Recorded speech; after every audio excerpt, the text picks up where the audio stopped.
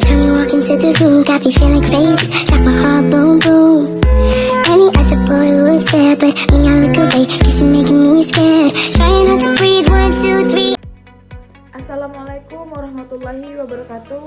Perkenalkan, nama saya Indah Permatasari, NIM 2101020012.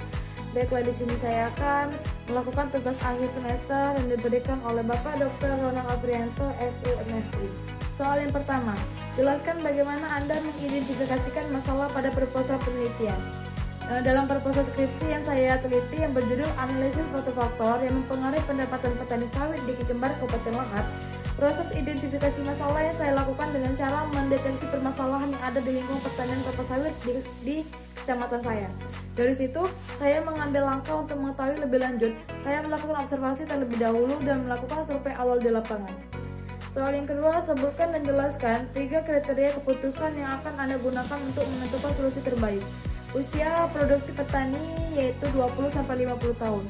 Pada usia ini, petani sawit umumnya berada pada puncak kekuatan fisik dan mental. Mereka lebih mampu bekerja keras menangani pekerjaan lapangan yang membutuhkan fisik, serta belajar dan beradaptasi teknologi baru.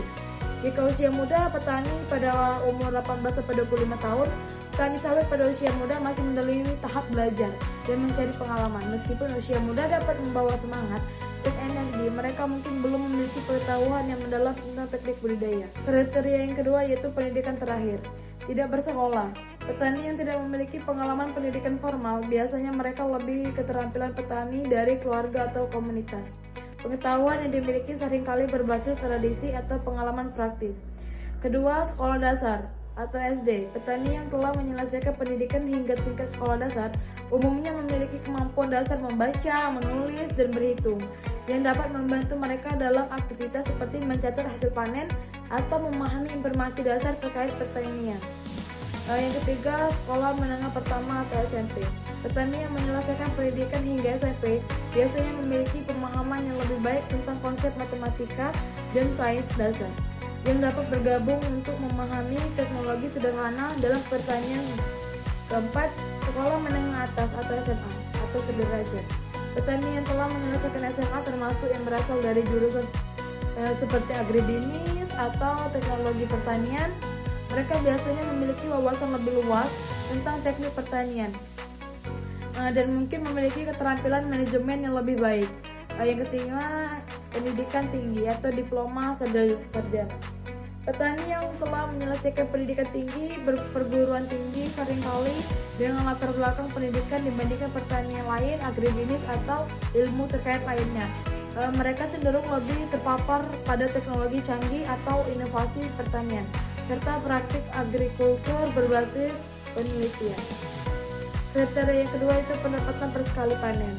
Kriteria pendapatan per sekali panen mengacu pada tingkat pendapatan yang diperoleh petani dari hasil panen setiap musim tanam.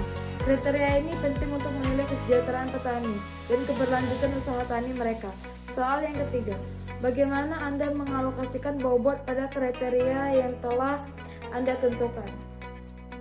Skala penilaian dapat berupa skala 1-5 dengan 1 sebagai yang tidak penting dan 5 sebagai yang paling penting. Tetapkan salah satu angka bobot ini untuk setiap kriteria. Soal yang keempat, sebutkan dan jelaskan minimal 3 alternatif solusi yang dapat diusulkan untuk mengatasi masalah yang tertulis dalam proposal peneliti. Yang pertama, penggunaan teknologi pertanian berkelanjutan menggunakan pupuk organik, mengelola hama yang efisien, dan sistem irigasi yang hemat air dan peningkatan hasil tanaman kelapa sawit tanpa merusak lingkungan sekitar. Yang kedua, mencegah kebakaran hutan dan lahan industri kelapa sawit dapat berkontribusi dalam mengurangi perubahan iklim dan emisi karbon dengan menerapkan praktik perkebunan terbaik seperti membuka lahan tanpa membakar. Yang ketiga, pengembangan industri hilir dengan lebih banyak memproses produk di dalam negeri Indonesia dapat dimiliki kontrol yang lebih baik terhadap proses produksi termasuk dalam mengelola limbah dan menggunakan bahan kimia. Soal kelima, bagaimana cara Anda menganalisis alternatif tersebut? Jelaskan dengan metode yang relevan. Jawabannya, yang pertama, saya mampu menganalisis alternatif pengambilan keputusan dan pengetasan masalah dengan menggunakan peneliti terdahulu dari Pangidoan dan Andriani 2021 yang berjudul Faktor-faktor yang mempengaruhi pendapatan petani kelapa sawit, studi kasus di Kabupaten Pasama Barat, Kecamatan Ranah Batana. Penelitian ini menggunakan metode kuantitatif. Hasil penelitian menunjukkan bahwa pengalaman kerja, umur, lama kerja, dan produksi berpengaruh positif dan signifikan terhadap pendapatan petani kelapa sawit di Kecamatan Ranah Batana. Secara simultan, pengalaman usaha, umur, lama kerja, dan produksi pengaruh terhadap pendapatan petani kelapa sawit di Kecamatan Ranah Batana, Kabupaten Pasama Barat. Penelitian ini meliputi pemahaman tentang bagaimana cara menganalisis faktor-faktor yang mempengaruhi pendapatan petani sawit.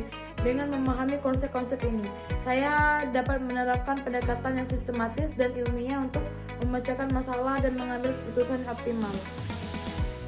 Soal ke-6. Berdasarkan hasil analisis, bagaimana Anda menentukan alternatif terbaik? Jelaskan. Memilih alternatif yang memiliki skor, nilai, atau utilitas tertinggi dan yang paling sesuai dengan kriteria dan tujuan peneliti. Namun peneliti juga harus bertimbang faktor-faktor lain seperti tenaga kerja yang dapat mempengaruhi keputusan peneliti. Soal 7. Jelaskan rencana penerapan alternatif yang telah terpilih. Jawabannya, langkah awal adalah mengidentifikasi variabel-variabel utama yang berkontribusi terhadap pendapatan petani sawit.